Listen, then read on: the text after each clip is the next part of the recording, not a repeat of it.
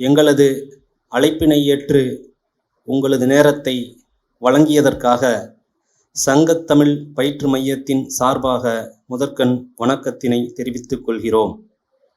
உங்களுடைய முயற்சியும் கடின உழைப்பும் நீங்கள் அடைய விரும்பிய இலக்கிற்கு கொண்டு செல்லும் என்பதில் எவ்வித சந்தேகமும் இல்லை என்பதை உறுதிப்படுத்துவதில் பெருமகிழ்ச்சி கொள்கிறோம். சங்கத்தமிழ் பயிற்று மையத்தின் வாய்ப்பாக ஆசிரியர்களை சந்திக்கின்ற இத்தருணத்தில் உங்களோடு உரையாடுகின்ற முதல் வகுப்பில் எவற்றை கலந்துரையாடுவது என்று எண்ணும் போது எவ்வளவோ சிறந்த இலக்கியங்கள் நம் பாடப்பகுதியில் இருந்த போதிலும் இரத்தின சுருக்கமாக வாழ்வியலின் நிகழ்வை எடுத்துரைப்பதில் சிறந்த வாழ்வியல் இலக்கியமான நளவெண்பாவை கலந்துரையாடினால் பிழை ஒன்றும் நிகழாது என்பதில் சிறிதும் ஐயப்பாடு இல்லை என்று முடிவெடுத்தோம்.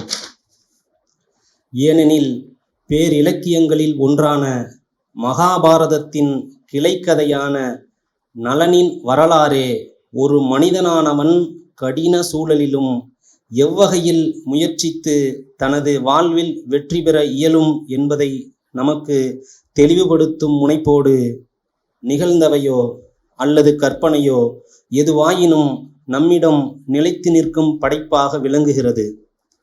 நளன் என்னும் கதாபாத்திரம் சிந்தையாலும் விடாமுயற்சியாலும் எவ்வகையில் தனது வாழ்வை தனக்கு ஏற்ற வகையில் தகவமைத்து கொள்கின்றதோ அவ்வாறே நீங்களும் உங்கள் முயற்சியாலும் கடின உழைப்பாலும் உங்களுடைய வாழ்வை தகவமைத்து கொள்வீர்கள். இதில் சிறிதும் ஐயப்பாடு வேண்டாம் என்பதை கூறிக்கொண்டு நளவெண்பாவை தேர்வு நோக்கில் தெளிவுபடுத்த முயற்சிக்கின்றோம். இப்போ நமக்கு 10 இயல்ல 3வது இயல்களாக பார்த்தீங்க அப்படின்னா காப்பியம் அப்படிங்கிற தலைப்பில் நளவெண்பா பாருங்கள் டார்க் பண்ணியிருக்கேன். இந்த பாடப்பகுதியை தான் இப்போ நம்ம பார்க்க போகிறோம். இப்போ நளவெண்பா அப்படின்னு நினைவுக்கு வந்தாலே நம்ம சின்ன வகுப்புலேருந்தே நம்ம பாடம் நடத்திக்கிட்டு இருக்கோம் அல்லது கேட்டிருக்கோம். அதில் ஆசிரியர் புகழேந்தி புலவரினுடைய நளவெண்பா அப்படிங்கிறத நம்ம எல்லாருக்கும் நினைவில் இருக்கக்கூடியது தான். இதை நம்ம தேர்வு நோக்கில் அணுகும்போது அந்த நளவெண்பாவில் இடம்பெறக்கூடிய கதாபாத்திரங்கள் அதனுடைய உரையாடல்கள் போன்றவற்றை கூர்ந்து கவனித்தோம் அப்படின்னா நம்ம கேட்கக்கூடிய கேள்விகளுக்கு வினாக்களை கட்டாயமாக கொடுக்க முடியும். இப்போ கடைசி இந்த லாஸ்ட் டிஆர்பியில் கூட நளவெண்பாவிலிருந்து ஒரே ஒரு கேள்வி கேட்டிருந்தாங்க. அது 50வது கொஸ்டின் நினைக்கிறேன். இந்த வினா பாருங்க, ஒரு முறை படிக்கிறேன். ஞான கலைவாழ் நகர் என சிறப்பிக்க பெறுவது அப்படிங்கிற வினா இந்த நளவெண்பாவிலிருந்து தான் கேட்கப்பட்டது. அது மாவிந்தை நகரம், அதான் நகர் அப்படின்னு ஆன்சர் கொடுத்துருக்காங்க. இப்போ அது பார்த்தீங்கன்னா குண்டினபுரம், அயோத்தி, ராசமாபுரம் அப்படின்னு 4 ஆப்ஷன் கொடுத்துருக்காங்க இந்த மாவிந்தை நகரோட. அதில் மாவிந்தை நகர் அப்படிங்கிறது தான் அதுக்கான சரியான பதில். ஆனால் இதில் கட்டாயமாக நிறைய பேர் மற்ற 3 விடைகளை ஒன்று தான் தேர்வு செஞ்சுருந்தாங்க. இப்போ அதனால் நளவெண்பா அப்படிங்கிறது பார்த்தோன்னா நமக்கு எளிமையான வினாக்களாகவும் வரலாம். நளவெண்பாவை இயற்றியவர் யார் அப்படின்னு கூட கேட்கலாம். அல்லது இது மாதிரி அந்த காப்பியங்களில் அந்த காவியத்தில் இடம்பெறக்கூடிய சிறந்த சொற்றொடர்களையோ பாடல்களையோ மையப்படுத்தியும் வினாக்கள் வரலாம். அப்போ இந்த 1 மார்க்குக்கு இவ்வளோ படிக்கணுங்களா அப்படின்னு யோசித்தோம் அப்படின்னா கட்டாயமாக படித்தே ஆகணுங்க. ஏன்னா ஒவ்வொரு மார்க்கும் தான் ஒரு மதிப்பெண் நம்மளை உள்ளே கொண்டு வரும், ஒரு மதிப்பெண் வெளியே கொண்டு போகுங்க. இப்போ ஒரு சொல் வெல்லும், ஒரு சொல் கொல்லும் அப்படின்னு சொல்லுவாங்க இல்லைங்களா? அதுபோல் இந்த பாடப்பகுதியில் சிலபஸில் இருக்கக்கூடிய அனைத்து தலைப்புகளையும் நம்ம ஒவ்வொரு வினாக்களாக தேர்ந்து ஆய்வு செய்து நம்ம படித்தோம் அப்படின்னா மட்டும்தான் நம்மளை முன்னோக்கி கொண்டுட்டு போக முடியுங்க. சரிங்க, இதனுடைய பாடத்துக்கு போகலாங்க.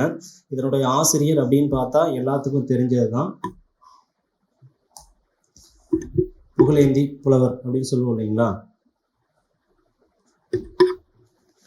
அவர் ஊர் பார்த்தீங்கன்னா பொன் விளைந்த களத்தூர் அப்படின்னு சொல்லப்படுது. பொன் விளைந்த களத்தூர் தொண்டை நாடு. இப்போ இதை எங்கேருந்து எடுக்கிறாங்க அப்படின்னு சொல்லி பார்த்தோம் அப்படின்னா மாலார் கலந்தை புகழேந்தியும் தொண்டை மண்டலமே அப்படிங்கிற அந்த வரிகள்லையும் அடுத்து பார்த்தீங்க அப்படின்னா அதை பாருங்க, ஐயன் கலந்தை புகழேந்தி யாண்டான் அப்படிங்கிற சொற்றொடராலும் காரார் கலந்தை புகழேந்தி என்று குறிப்பிடுவது பார்த்தோம் அப்படின்னா தொண்டை மண்டல சடங்கம் வந்து சொல்லுதுங்க. அப்போ இதை வைத்து அவர் வந்து தொண்டை நாட்டில் அந்த பொன் விளைந்த களத்தூரில் வந்து பிறந்தார் அப்படிங்கிறதுக்கு முடிவுக்கு வரோம். அடுத்து பார்த்தீங்கன்னா இவருடைய காலம் அப்படின்னு பார்த்தோம் அப்படின்னா 13ஆம் நூற்றாண்டு. இவரை ஆதரித்தவர் அப்படின்னு பார்த்தோம்னா சந்திரன் ஸ்வர்க்கி அப்படின்னு சொல்கிறோம். அவர் மல்லுவ நாட்டு முரணை நகர் சிற்றரசர் அப்படின்னு சொல்கிறோம். இப்போ இது கூட கேட்கலாங்க, முரணை நகர் சிற்றரசராக விளங்கியவர் அப்படின்னு பார்த்தோன்னா சந்திரன் ஸ்வர்க்கி. ஏன்னா இந்த காவியம் இயற்றப்படுவதற்கு காரணமாக இவரோட தூண்டுகோல்னால தான் வந்து என்ன செஞ்சுருக்காங்கன்னா இதை வந்து புகழேந்தியாவுக்கு எழுதப்பட்டிருக்கிறதா நம்ம வரலாற்று குறிப்புகள் சொல்லுதுங்க. அதனை தொடர்ந்து பார்த்தோம் அப்படின்னா தற்கோடி கவிதையால் புகழேந்தி புலவரால் தோற்கடிக்கப்பட்டவர் ஒட்டக்கூத்தர். இது ஒரு செய்தி தாங்க, இதை நினைவில் வச்சுக்கோங்க. இப்போ நலவெண்பா அப்படின்னா நேரிசை வெண்பாவால், ஏன்னா வெண்பா வந்து நம்ம 4 வகை சொல்கிறோங்க. இப்போ பார்த்தோம் அப்படின்னா நலவெண்பா பாவகை பார்த்தீங்கன்னா நேரிசை வெண்பாவால் ஆனதுங்க, அதை நினைவில் வச்சுக்கணும். நேரிசை இன்னிசை அந்த மாதிரி அந்த வெண்பாக்களையே 4 ஆப்ஷன் கொடுத்தா நம்ம குழப்பம் ஏற்படுங்க. அதனால் இந்த இடத்துல நேரிசை அப்படிங்கிறத நினைவில் வச்சுக்கணும். இதனுடைய நூல் அமைப்பு அப்படின்னு பார்த்தா அப்படின்னா 3 காண்டங்களும் 427 வெண்பாக்களாலும் சொல்லப்பட்டிருக்குதுங்க. இப்போ சுயம்பர காண்டம் பார்த்தீங்க அப்படின்னா 171 வெண்பாக்களால் இருக்குது. அடுத்து களி தொடர் காண்டம், களிங்கு காண்டம், பாயிரம் முதலாவதாகவே வந்துருங்க. ஏன்னா பாயிரத்தில் தான் கடவுள் வணக்கம் அப்படிங்கிற செய்திகள் வந்து அங்கே தான் சொல்லப்பட்டிருக்குது. இதை மொத்தமாக சேர்த்தோம் அப்படின்னு பார்த்தோன்னா 427 வெண்பாக்களால் வந்து பாடப்பட்டிருக்குங்க. சரி, இந்த நல வெண்பா எந்த இருந்து பிடிச்சிருக்காங்க, எங்கேருந்து அந்த, ஏன்னா ஒவ்வொரு காவியமோ கவிதைகளோ சிற்றிலக்கியங்களோ ஏற்றப்படுவதற்கான சூழல் ஒன்று வேணும் இல்லைங்களா? அப்போ இந்த நலவெண்பாவினுடைய மூல நூல் அப்படின்னு பார்த்தோம் அப்படின்னா வடமொழியில் அர்ஷர் இயற்றிய நைஷதம் அப்படிங்கிற இந்த மூல நூலாக வச்சுக்கிட்டுதான். ஏன்னா மகாபாரதத்தில் வந்து நலன் கீழே பாருங்க, அடுத்ததாக சொல்லியிருக்கேன். மூலக்கதை இடம்பெற்ற நூல் அப்படின்னு பார்த்தோம் அப்படின்னா வடமொழி மகாபாரதத்தில் ஆரண்ய பருவத்தின் கண் வரும் நலோபாக்கியானம் என்னும் கிளைக்கதை. அந்த கிளைக்கதையிலிருந்து தான் அதனுடைய சிறப்பை கருதி அர்ஷர் வந்து வடமொழி அதில் வந்து நைஷதம் அப்படிங்கிற அந்த நூலை வந்து முதல் முறையாக அந்த கிளைக்கதையிலிருந்து எடுத்து எழுதுகிறாருங்க. அதனை தொடர்ந்து பார்த்தோம் அப்படின்னா தமிழ் மொழிபெயர்ப்பு பார்த்தீங்க அப்படின்னா இங்கே 2 பேருங்க. அர்ஷர் இயற்றிய நைஷதம் அப்படிங்கிற அந்த மூல நூலாக கொண்டு தமிழ் மொழியில் நலவெண்பா அந்த புகழேந்தி புலவரால் பாடப்படுது. அதற்கு பிறகு நைடதம் அப்படிங்கிற பெயரால் நலனுடைய வரலாறை அதிவீரராம பாண்டியர் பாடுறாருங்க. அப்போ இந்த காவியம் பற்றிய குறிப்புகள் எந்த காப்பியத்தில் இடம்பெறுது அப்படின்னு பார்த்தோம் அப்படின்னா சிலப்பதிகாரத்தில் ஊர்கான் காதையில் இடம்பெறுதுங்க. இது ஒன்றுங்க. ஏன்னா நலனுடைய அந்த கதை வரலாறு காப்பியங்களில் இளங்கோவடிகள் பயன்படுத்துகிறாருங்க. ஏன்னா பயன்படுத்தியவர்னு பார்த்தோம் அப்படின்னா சிலப்பதிகார ஆசிரியர் இளங்கோவடிகளை சொல்லலாங்க. அப்போது அந்த காப்பியம் அப்படின்ற பேரை குறித்தோம் அப்படின்னா சிலப்பதிகாரத்தை நம்ம குறிப்பிடலாங்க. அப்போ இந்நூலுக்கு உரை எழுதியவர் பார்த்தீங்க அப்படின்னா சீனிவாச ராகவாச்சாரியார். அடுத்து பார்த்தீங்கன்னா மாணிக்க வாசகம், வேணு கோபால் பிள்ளை, மங்களங்கிழார், அடுத்து ராமசாமி பிள்ளை அப்படிங்கிற ஒரு உரை எழுதியிருக்காங்க. அப்போ இந்த காவியத்தில் இடம்பெறக்கூடிய கதாபாத்திரங்கள் அப்படின்னு பார்த்தோம் அப்படின்னா இது ஒரு கிளைக்கதையில் இருந்து மொழிபெயர்க்கப்பட்டதுனாலையும் அந்த கிளைக்கதையை வைத்து எழுதி கொண்டதுனாலையும் இதனுடைய கதாபாத்திரங்கள் வந்து கொஞ்சம் குறுகிய அளவில் தான் இருக்குதுங்க. இதை நான் கட்டாயமாக நினைவில் வச்சுக்க வேண்டிய ஒரு பகுதியாக இருக்குது. அப்போது நலன் அப்படிங்கிறவன் யாருன்னா நெடுத நாட்டு மன்னன். அவனுடைய தலைநகரம் வந்து குண்டினபுரம், அது ஞாபகம் வச்சுக்கலாங்க. தமயந்தி அப்படிங்கிறவங்க வந்து விதர்ப்ப நாட்டு இளவரசி. அவருடைய தந்தை தான் வந்து பார்த்தீங்க அப்படின்னா வீமன் அப்படின்னு சொல்லப்படுதுங்க தந்தை. இப்போ புட்கரன் அப்படின்னா யாருன்னு அந்த ஒரு கதாபாத்திரம் எதை அடிப்படையாக கொண்டு இங்கே புனையப்படுது அப்படின்னு பார்த்தோம் அப்படின்னா நலன் சூது விளையாடிய ஒரு நபராக அந்த புட்கரன் சொல்கிறாங்க.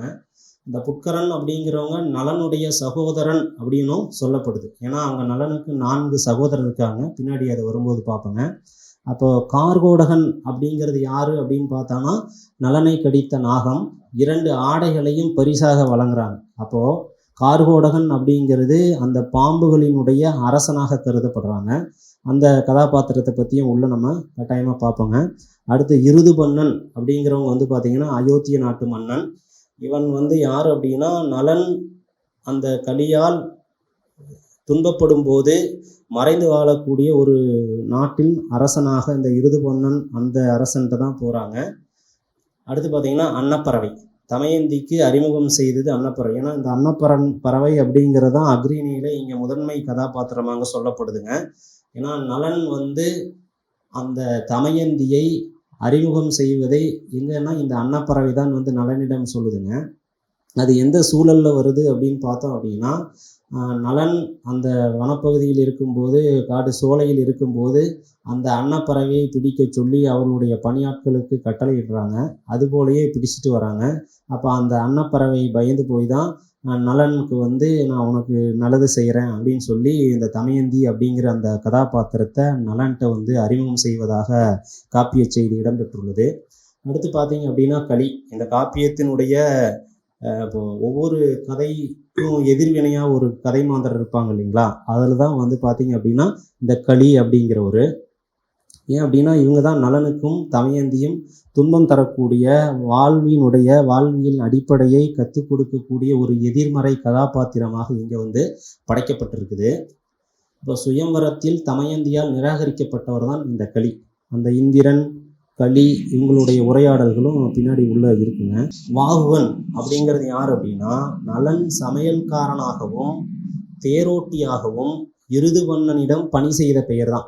ஏன்னா இந்த வாகுகன் அப்படிங்கிற பேர் நலனுக்கு எப்படி வருது அப்படின்னு பார்த்தோம் அப்படின்னா, அப்போ அந்த கார்கோடகன் அப்படிங்கிற அந்த பாம்பு நலனை அந்த கார்கோடகன் தீயில் சிக்கி கொள்ளும் போது காப்பாற்றிய போது நலன் வந்து அந்த கார்கோடகனால் நலன் தீண்டப்படுறான். அப்போது விஷம் ஏறி அவனுடைய உடல்கள்லாம் கருத்து போகுது.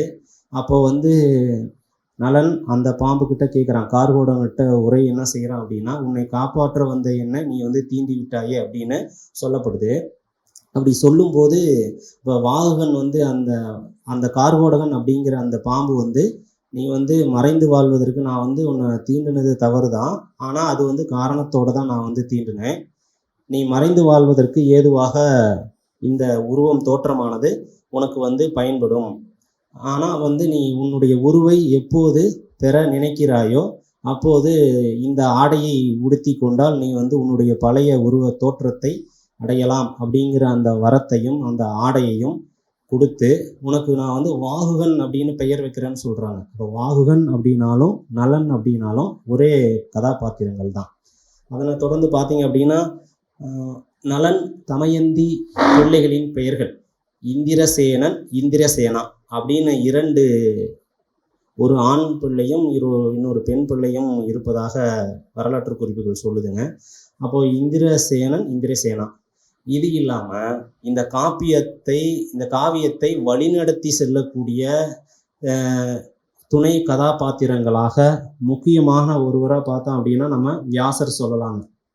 ஏன்னா அவர் தான் வந்து தருமன் தான் நாட்டை சூதாட்டத்தால் இறந்த பிறகு அவர் தான் என்ன செய்கிறார் அப்படின்னா, ஏன்னா இப்போ ஒரு பெரிய பேரரசர்கள், ஏன்னா பாண்டவர்கள் பற்றி நம்ம எல்லாம் தெரிஞ்ச விஷயந்தான், அவங்க இரு குடும்பங்களாக பிரிகிறாங்க. அப்போ வந்து துரியோதனால் சூதுக்கு அழைத்து அப்போ அந்த பாண்டவர்களுடைய அந்த தலைவன் என்ன செய்கிறான்னா, சூது விளையாண்டு எல்லாத்தையும் தருமனானவன் தோற்கிறான்.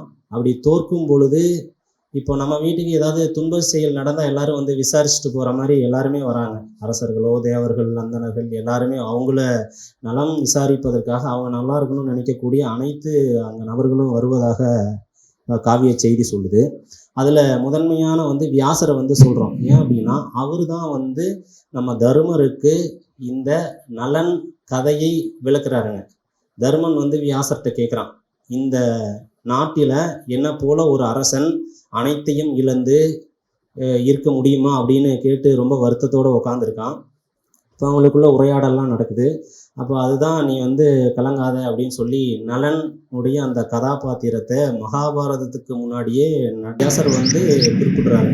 அப்போ வியாசர் அப்படிங்கிறவர் தான் இந்த முழு காவியத்தையும் எழுதுவதற்கு அவர் சொன்ன அந்த கூற்றுகளை அடிப்படையாக கொண்டே வந்து மகாபாரதத்தின் கூற்றுகளை அடிப்படையாக கொண்டு தான் இந்த நலவெண்பா, அந்த அரசர் நைஷதம், நைடதம், அதிவீர ராமபாண்டிய 3 பேரும் வியாசர் அப்படிங்கிறவர் தான் முக்கியமான ஃபஸ்ட்டு உரையாடுவாருங்க. அது பிறகு இறுதியில் உரையாடுறாரு. அடுத்து இந்திரன். ஏன்னா நலன் தமயந்தியினுடைய அந்த திருமணத்திற்கு, ஏன்னா தமயந்தினுடைய அந்த அழகுல மயங்கி தேவர்கள் எல்லாருமே அந்த சுயம்பரத்துக்கு வராங்க. அதில் இந்திரர் வராங்க. நாரதர் தான் வந்து என்னன்னா நலன் தமயந்தியினுடைய சுயம்பர அறிவிப்பை இந்திரனுக்கு சொல்கிறாங்க. அடுத்து பார்த்தீங்கன்னா வணிகன் அப்படிங்கிற ஒரு கதாபாத்திரம் வந்து அங்கே இடம்பெறுதுங்க. அப்புறம் பனிப்பெண்கள் அந்த அன்னப்பறவையை பிடிப்பதற்காக. அப்போ வேடன் அப்படிங்கிற ஒரு கதாபாத்திரம் வருது. அடுத்து பார்த்தீங்கன்னா அந்தணர்கள். இவர் என்ன செய்கிறாங்க அப்படின்னா அந்த காட்டில் வாழக்கூடிய அந்த நலன் தமயந்தியினுடைய மைந்தர்களை அவங்களுடைய தாத்தாவிடம் கொண்டு செல்லக்கூடிய ஒரு பொறுப்பாக இங்கே இருக்காங்க. அடுத்து பார்த்தீங்கன்னா சேதி நாட்டு அரசி. இவங்களும் வந்து தமயந்தி அடைக்கலம், காட்டிலிருந்து அடைக்கலம் போகக்கூடிய ஒரு நாடாக இந்த அரசியரிடம் உரையாடுவதாக காவிய செய்தி இடம்பெற்றிருக்குது.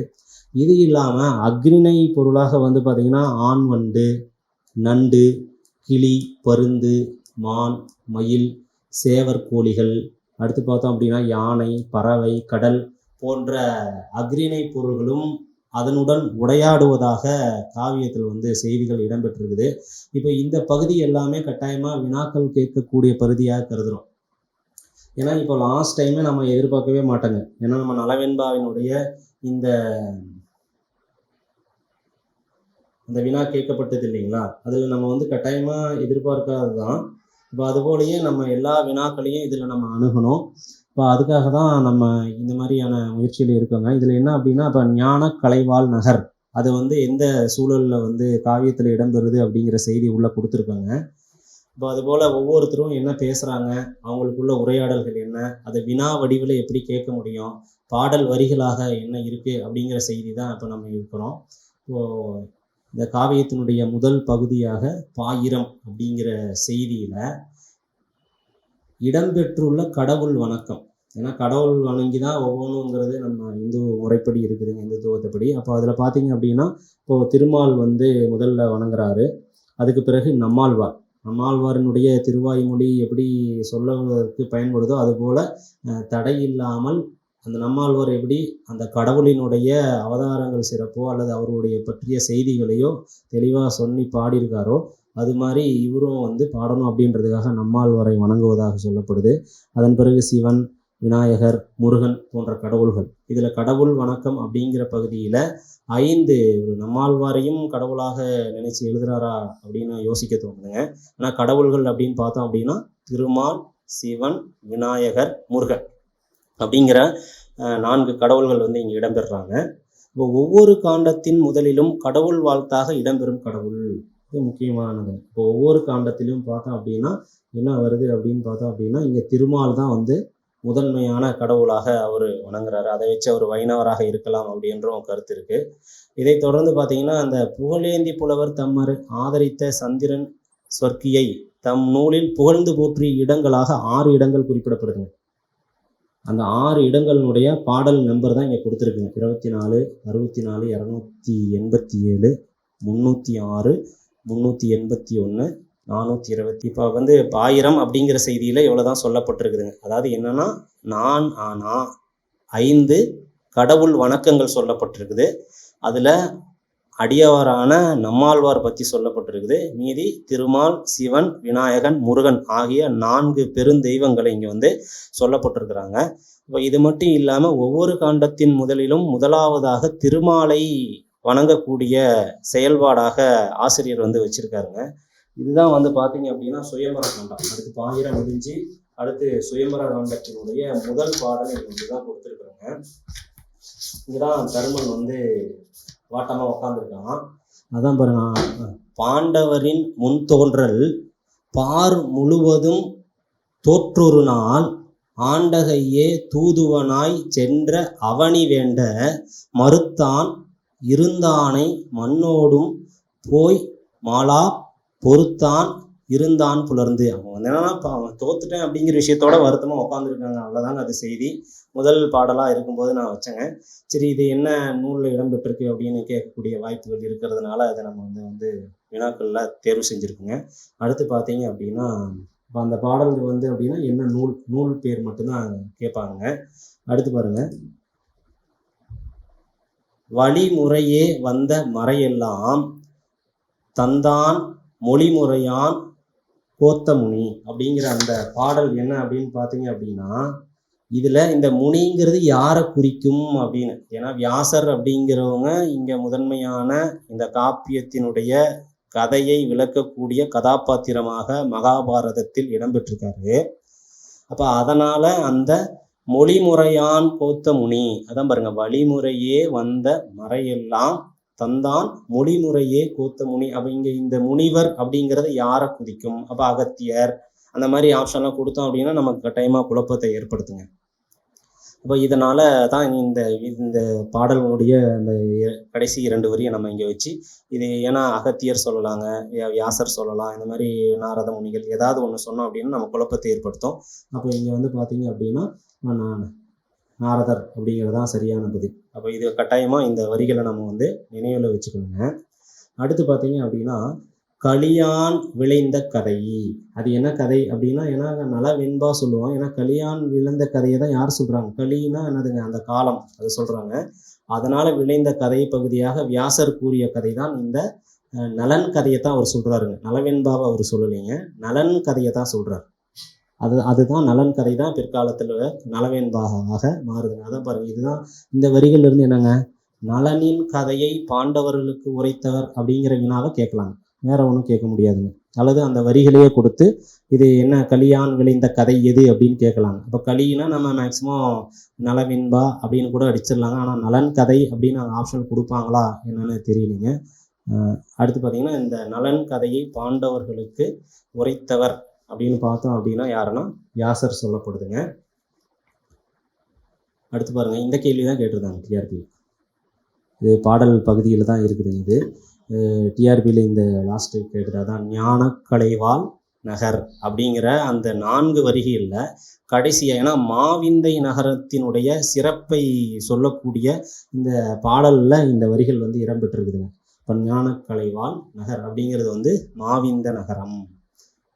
எடுத்து பாருங்க, நலன் இது ஏன் இங்கே வைக்கிறோம் அப்படின்னா பாருங்க, அருங்கூட்டும் பைங்கிளியும் ஆடல் பருந்தும் ஒரு கூட்டில் வாழ உலகு. அப்போ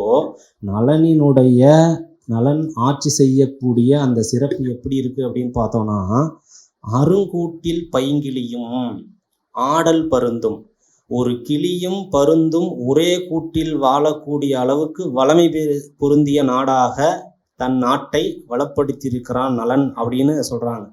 ஏன்னா அந்த மாவிந்தை நகரத்தினுடைய சிறப்பை வர்ணிக்கும் போது அப்போ இங்கே தான் பாருங்க, கிளியும் பருந்தும் ஒரே கூட்டில் இருக்கு. ஏன்னா அது எப்போ பார்த்தாலும் அடிச்சுக்கும். ஆனால் அந்த அளவுக்கு வளமை பெற்ற நகரமாக இந்த மாவிந்தை நகரம் வந்து தலைநகராக கொண்டு ஆட்சி செய்தவனாக நலன் அப்படிங்கிறவர் வந்து இங்கே வந்து காமிக்கப்படுறாருங்க. அடுத்து பாருங்க, மடை மிதப்ப தேன் பாயும் மாடு ஒளிநீர் நாடன் கொடை விதற்ப பெற்றதோர் கொம்பு. ஏன்னா இங்கே தமயந்தியினுடைய அந்த பார்த்தோம் அப்படின்னா அவங்க அப்பாவினுடைய இதை சொல்கிறாங்க, மடை மிதப்ப தேன் பாய், அவங்களுடைய மடைகளில் எல்லாம் தேன் பாயக்கூடிய மாடுகள். ஏன்னா மாடே மக்கள் செல்வம்னு சொன்னார். இப்போ மாடுகள் நிறைய இருந்துச்சு அப்படின்னா செல்வந்தர்களாக இருப்பாங்கன்னு சொல்கிறோம்.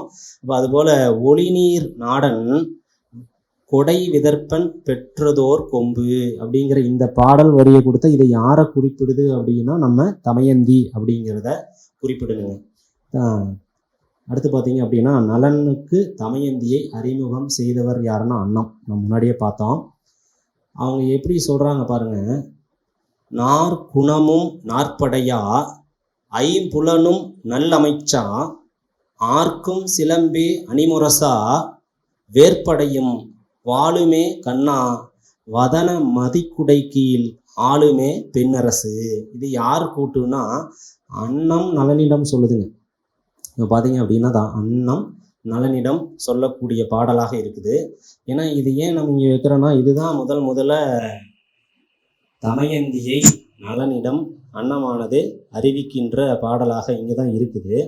இப்போ இதில் என்ன வினாக்கள் கேட்பாங்க அப்படின்னா, ஒன்று யார் கூற்று அப்படிங்கிற வினாவை வந்து நம்ம இங்கே வந்து கேட்குறாங்க. யார் கூற்று அப்படிங்கிற வினாவை வந்து கேட்குறாங்க. இந்த பாடல்ல இருந்து வேற என்னெல்லாம் கேட்குறாங்க அப்படின்னா பார்த்துங்க, அச்சம், மடம், நாணம், பயிர்ப்பு என்ற 4 வகையை சேனையாகவும் அன்னம் சொல்லுதுங்க.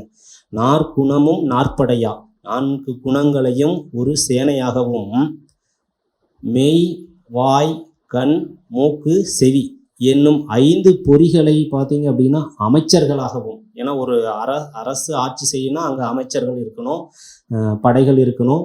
அதில் வந்து பார்த்தீங்க அப்படின்னா 4 வகை அந்த நாற்குணத்தை சேனையாகவும், 5 பொறிகளை அமைச்சர்களாகவும், சிலம்பு அந்த தமயந்தி அணிந்திருக்கக்கூடிய சிலம்பே பேரிகையாகவும், அவருடைய அந்த 2 கண்களும் வாளும் வேலாகவும், அடுத்து பார்த்தீங்க அப்படின்னா நிலா முகத்தை வெண்கொற்ற குடை, ஏன்னா ஒரு அரசு ஆட்சி செய்யணும்னா குடை இருக்கணும்.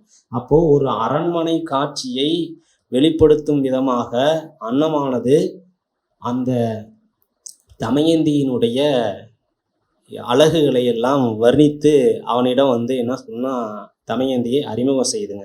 இப்போ இதில் ஒன்று கினாக்கள் கேட்டாங்க அப்படின்னா, இப்போ யார் கூற்றுன்னு கேட்பாங்க, அன்னம் நலனிடம் சொன்னது. அடுத்து பார்த்தீங்க அப்படின்னா இதில் என்னெல்லாம் அமைச்சர்களாக எதெல்லாம் இருந்தாங்க அப்படின்னா, அந்த மெய்வாய்க்கண், அது ஐம்பொறி, ஐங்குணம், இந்த இதில் இருக்கிற நாற்படை என்ன அப்படின்னு கேட்கலாங்க, ஐம்புலன் என்ன கேட்கலாங்க, ஆர்க்கும் சிலம்பு அந்த ஒலிக்கக்கூடிய சிலம்பு எதாக இருந்துச்சு, முரசறியறதுக்கு என்னவா இருந்தது, வேற்படையாக என்ன அந்த என்னதுங்க வாளும் அந்த கண்ணும் இருந்ததுன்னு சொல்லி, மதிக்குடைனா அந்த முகம் வந்து குடைக்கு ஓமையாக சொல்லப்படுவதாக இங்கே வந்து நம்ம சொல்லலாங்க. அடுத்து பாருங்க, தமயந்தி சுயம்வரத்தில் மாலை சூட வைக்க தூதாக இந்திரனால் அனுப்பப்பட்டவர் யாருன்னா நலன். ஏன்னா நலன் வந்து ஒரு சிறந்த ஆட்சி செய்து கொண்டிருக்கிறான். அப்போ அதனால் கடவுள் தேவர்களை வந்து என்ன செய்கிறாங்கன்னா நலனை தேர்வு செய்கிறாங்க. அது விதியோ அது மாதிரி போயிட்டு கதை நகருதுங்க. அப்போ பார்த்தீங்கன்னா அப்போ வந்து இந்திரனால் அனுப்பப்பட்டவன் தான் நலன். ஏன்னா நாரதன் தான் முதல்ல சுயம்பர செய்தியை இந்திரனுக்கு தெரியப்படுத்துகிறான். அப்போ தெரியப்படுத்தும் போது யாரை தூது அனுப்பலாம் அப்படின்னு சொல்லும்போது, கீழே ஒருத்தன் நல்லா ஆட்சி செஞ்சுக்கிட்டு இருக்கான், அப்போ அவனை வந்து நம்ம தூதுவனாக அனுப்பலாம் அப்படின்னு முடிவெடுத்து அனுப்புகிறாங்க. அப்போது அடுத்து பார்த்தீங்க அப்படின்னா, தமயந்தியிடம் இந்திரனுக்கு நீ மாலையிட வேண்டும் அப்படின்னு சொன்னது யாருன்னா நலன் சொல்கிறாங்க. ஏன்னா அன்னப்பறவை அறிமுகம் செய்து அவங்களுக்குள்ளேயே உரையாடல்கள்லாம் நடந்து முடிஞ்சுதுங்க. அன்னப்பறவை அறிமுகம் செய்து திரும்ப தமயந்திக்கு நலனை பற்றி அறிமுகம் செய்து அந்த உரையாடல்கள்லாம் முடியுது. அப்போ அதுக்கு வந்து என்னென்னா, அப்போ இந்திரன் வந்து அந்த தூது வந்து நலனையே அனுப்புகிறான். நலனும் கட்டாயமாக போய் தமயந்தியிடம் என்ன சொல்கிறான்னா, இந்திரனுக்கு நீ மாலையிட வேண்டும் அப்படின்னு வற்புறுத்துகிறான். உடனே அதை கேட்டு தான் சொல்கிறாங்க பாருங்க, நின் பொருட்டால் என்று நினைக்கின்றால் நீள்குடையான் தன் பொருட்டால் நைவால் தளர்ந்து. அவன் சொல்கிறான், நீ வந்து நலனே, நான் வந்து உனக்காக தான் வந்து நின் பொருட்டால் உனக்காக தான் வந்து இந்த சுயம்பரத்தையே நான் ஏற்பாடு செஞ்சேன். அது தெரியாமல் நீ போய் இந்திரன்கிட்ட போய் என்னை வந்து மாலை சூட வைக்கிறியே அப்படின்னு சொல்கிறாங்க. அப்போ இதை கேட்டால் என்ன கேள்வியாக கேட்கலாங்க அப்படின்னா, இது யார் கூற்றுன்னு கேட்கலாங்க. நின் பொருட்டால் நினைக்கின்றால் நீள்குடையான் தன் பொருட்டால் நைவால் தளர்ந்து. அவள் வந்து தளர்ந்து போகிறா அவனோட உரையை கேட்டு. அப்போ அது யார் கூற்றுன்னு கேட்டான் அப்படின்னா, நலன் தமயந்தி நலனிடம் கூறக்கூடிய அந்த கூற்றாக இது இருக்குது. இதை வச்சு தான் மேலே இருக்கக்கூடிய அந்த வினாக்களை நம்ம எடுத்திருக்கோங்க. அடுத்து பாருங்க, பகைவரை கொன்று பறவைகளுக்கு விருந்து வைத்தவன் அப்படின்னு பார்த்தோன்னா நலன். அது ஒரு செய்தியாக காவியத்தில் இடம்பெறக்கூடிய செய்தியாக இருக்குதுங்க. அதன் பிறகு பார்த்தீங்கன்னா, தமயந்தி நலன் மீது கொண்ட காதலை அன்னம் யாரிடம் கூறுது, நலனிடம் கூறுதுங்க. அதே செய்தி தாங்க. அடுத்து பாருங்க, நாரத முனிவன் கையில் வைத்திருக்கும் யாழாக நலவெண்பா கூறுவது மகதி. இது ஒரு புதிய செய்தியாக இருக்குதுங்க. ஏன்னா இந்திரனை பார்க்க போகிறதுக்காக நாரதன் அந்த செய்தியோடு போகிறான். ஏன்னா நாதர் கையில் எப்பயுமே என்ன இருக்குங்க, நம்ம வரலாற்று இந்த கடவுள் பக்தி இலக்கியத்தில் எங்கே நாரதர் திரைப்படங்கள் எங்கே பார்த்தாலும் அவர் கட்டாயம் என்ன வச்சுருப்பாருங்க, கையில் ஒரு யாழ் வச்சுருப்பார். அவர் வைத்திருக்கக்கூடிய யாழாக என்ன சொல்லுதுன்னா மகதி அப்படிங்கிற அந்த யாழினுடைய பேராக சொல்லுதுங்க. இப்போ நான் இதில் செங்கொட்டி, பேரியாழ், சிலப்பதிகாரத்தினுடைய மற்ற ஆப்ஷன்லாம் இங்கே நம்ம வைக்கலாங்க. அப்போ மகதி அப்படிங்கிறது நலவென்பாவில் நாரதன் கையில் இருக்கக்கூடிய யாழினுடைய பெயராக சொல்லப்படுது. அடுத்து பார்த்தீங்கன்னா தமயந்தியின் சுயம்வரத்தில் அவளின் மாலையை அடைய மன்னர்கள் அணி திரண்டனர் என்ற செய்தியை இந்திரனிடம் கூறியவர் யாருங்க? நாரதர். அதை அப்புறம் தான் வந்து நலன் அப்படிங்கிறவர் வந்து அதையும் சொல்கிறாருங்க. அங்கே செய்தி வந்து நான் சொல்லிட்டேன், தூது சொல்லிட்டேன் அப்படிங்கிற விஷயத்தை அதுக்காக இங்கே வச்சுருக்குங்க. ஆனால் இதுக்கு வந்து என்னதுங்க, நாரதர் அப்படிங்கிறதான் சொல்கிறாரு. அடுத்து நலன் தமயந்திக்கு ஓமை. நான் பார்த்தீங்கன்னா நலனுடைய கண்களுக்கு என்ன ஓமை சொல்லப்படுது அப்படின்னு பார்த்தீங்கன்னா தாமரை சொல்லப்படுதுங்க. தமயந்தினுடைய கண்களுக்கு குவளை மலர் சொல்லப்படுது. இதுதான் இங்கே வினா அமைப்பில் கேட்கக்கூடிய கேள்விங்க. அடுத்து பாருங்கள், அப்போது இந்த இடத்துல என்ன பார்த்தங்க, நலன் வந்து தூது சென்று தமயந்தியிடம் உரைக்கிறான். அப்போ அதுதான் பாருங்கள், அங்கி அமுதம் நீர் அம்பு அணி ஆடை எங்கு நீ வேண்டினை மற்ற விடத்து சங்கையற பெற்றாய் என வருணன் ஆண்டலன் தருமன் மற்றோனும் ஈர்ந்தார் வரம் கொடுக்குறாங்க. நலன் தமயந்தியிடம் தூது சென்றதற்காக இந்த தேவர்களாகிய 4 பேர் பாருங்க, இந்திரன், வருணன், கூற்றுவன், தீக்கடவுள், அவங்க வந்து என்னதுங்க வரத்தை கொடுக்குறாங்க. என்னன்னா நெருப்பு, சோறு என்றால் இங்கே அமுதம் சொல்லப்படுதுங்க.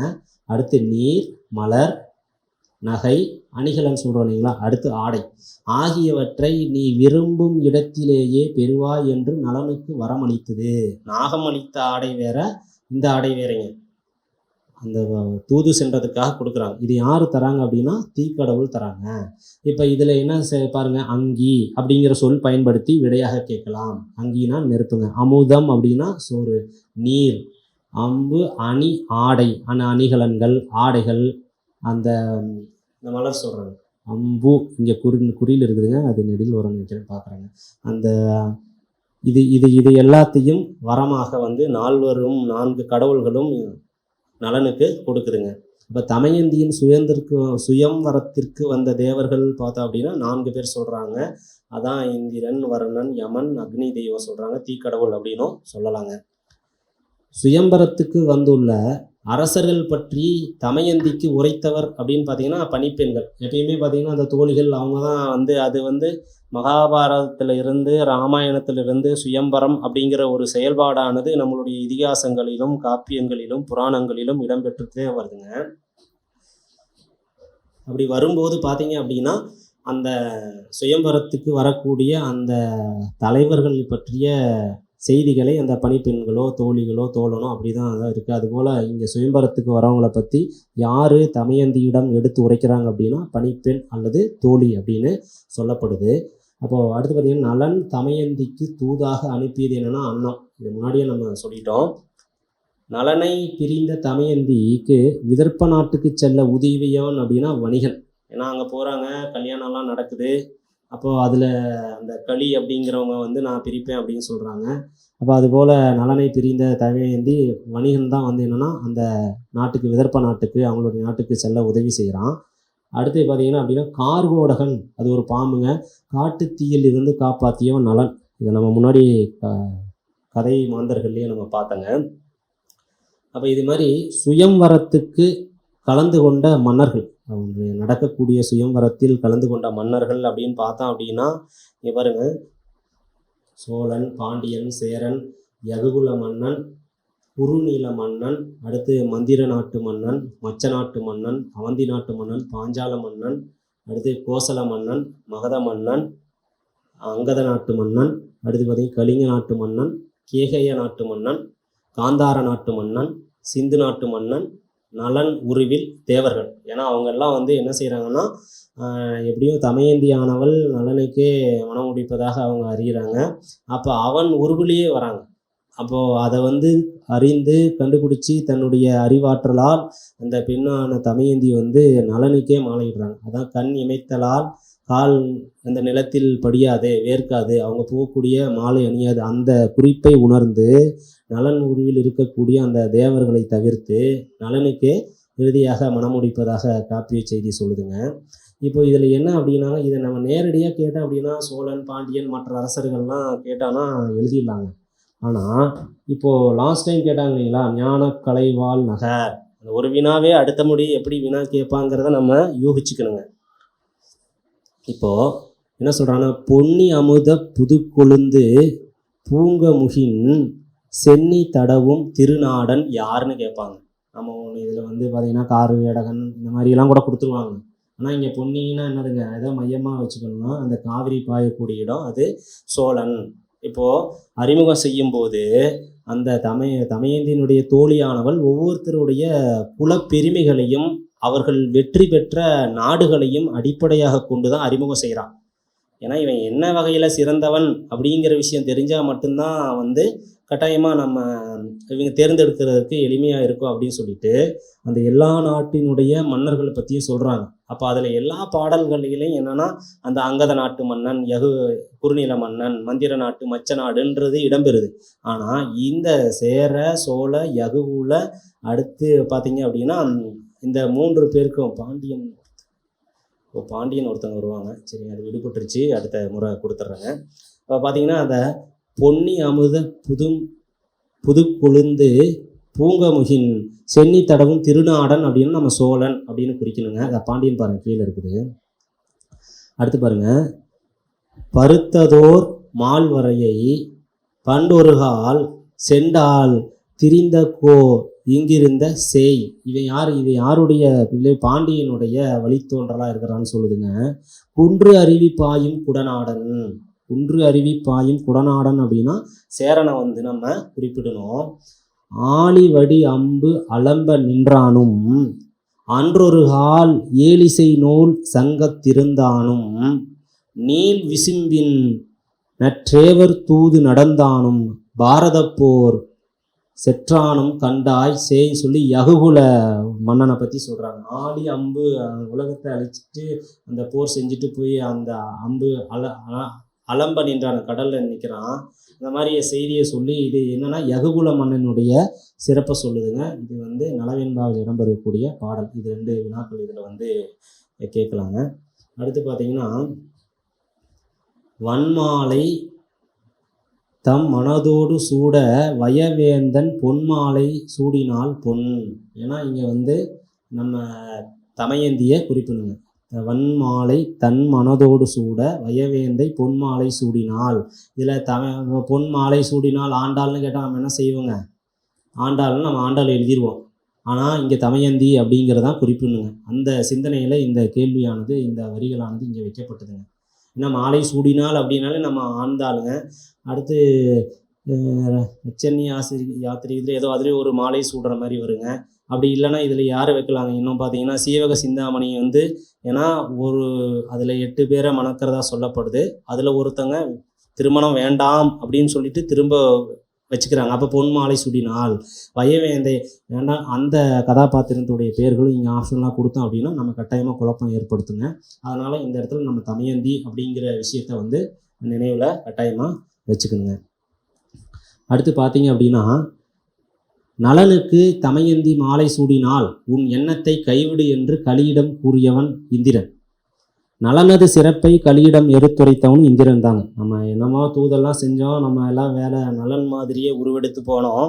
ஆனாலும் தமயந்தியானவள் நலனை கண்டுபிடிச்சு அவளுடைய அறிவாற்றலால் உண்மையான நலனுக்கே வந்து மாலை சூடிட்டா அப்படின்னு சொல்கிறாங்க. அப்போ அதுதான் இந்த வரிகள்ங்க. உடனே அதை கேட்டு என்ன செய்கிறான் கலிபுருடன் பார்த்தீங்க அப்படின்னா, கெடுக்கின்றேன் மற்றவள் தன் கேழ்வருக்கும் கீழ்மை கொடுக்கின்றேன் என்றான் கொதித்து. அந்த திருமணமே முடிஞ்சு அந்த இது முடிச்சுட்டு எல்லாம் போயிட்டுருக்காங்க. அப்போ லேட்டாக போகிறான். அப்போ வந்து அந்த களி தான் சொல்கிறான், நான் கட்டாயமாக அவங்கள வந்து கெடுக்காமல் விட மாட்டேன். ஏன்னா மேலே வந்து இந்த மாலை சூடிட்டா இந்திரனுடைய நலனுடைய சிறப்பை இந்திரன் தெளிவாக களிக்கிட்ட சொல்கிறான். அந்த களி இருந்தாலும் என்ன செய்கிறான், இப்போ என்னை சூடாமல் நான் ஆர்வத்தோடு வந்தேன், நான் வந்து அப்போ வந்து அவள் வந்து எப்படி வாழ்ந்தரா பார்த்துறேன்னு சொல்லி என்ன செய்கிறாங்க, அதான் சொல்கிறாங்க, கெடுக்கின்றேன் மற்றவள் தன் கேழ்வருக்கும் கீழ்மை கொடுக்கின்றேன் என்றான் குதித்து. இங்கே களி ராவணன். அடுத்து என்னதுங்க, வாலி. ஏதாவது ஒன்று சொல்லலாம். ராவணன் கூட இங்கே ஆப்ஷன்லாம் வைக்கலாங்க. ஏன்னா கெடுக்கிறான், கொதித்து எழுறான் அப்படின்னு சொல்லி சொல்கிறோம் இல்லைங்களா. அப்போ சூர்பனகை கூட சொல்லலாங்க. இங்கே சூர்பனகையும் வைக்கலாம் இல்லைங்களா? அப்போ கெடுக்கின்றேன் மற்றவள் தன் கேள்விற்கு கீழ்மை, கொடுக்கின்றேன் கொதித்துன்னு சொல்கிறேன். அப்போ சூர்பனகை கூட இந்த மாதிரியான வினாக்கள் கட்டாயமாக இங்கே வச்சோம் அப்படின்னா எல்லாரும் தடுமாறக்கூடிய சூழலாக இந்த 2 வரிகளும் இருக்குதுங்க. அதனால் நம்ம இந்த வரிகளை இங்கே வந்து தேர்வு செஞ்சுருக்கோம். அடுத்து பாருங்கள், திருமணத்திற்கு பின் நலன் தமயந்தி வாழ்ந்த இடம் அப்படின்னா குண்டினபுரம். அந்த இடத்துல தான் அவங்க வந்து வாழ்கிறாங்க. அதான் பாருங்கள், இது பாருங்கள், புணர்க்கே புனல் கலந்தார் போன்று. இப்போ நியாயம் நியாயம் யாராகியலோ எந்தையும் நொந்தையும் அந்த செம்புலப்பேர் நீர் போல சொல்கிறோம் இல்லைங்களா? அதுபோல் என்ன செய்யணும்னா புணர்க்கே புனர் கலந்தார் போன்று இருந்தவர்கள். இப்போ நலன் தமயந்தி. அடுத்து என்ன சொல்லாங்க? கோவலன் மாதவி சொல்லலாம், அல்லது கண்ணகி ஆப்ஷன் வைக்கலாங்க, அல்லது சீவக சிந்தாமணியில் 2 அந்த அவங்க பேர் வச்சுக்கலாங்க.